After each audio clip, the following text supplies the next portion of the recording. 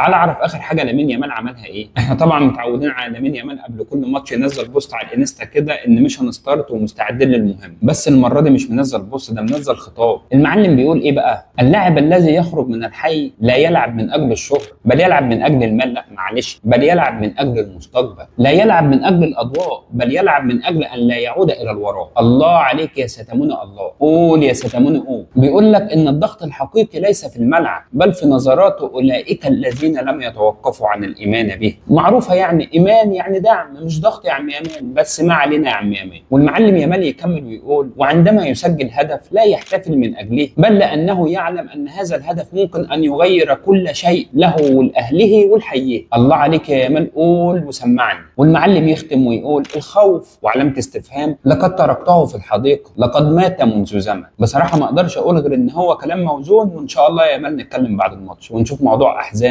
والحديقه والحي اللي انت بتلعب من اجله ده، وان انت بتلعب ليس من اجل الشهره ولكن من اجل المستقبل.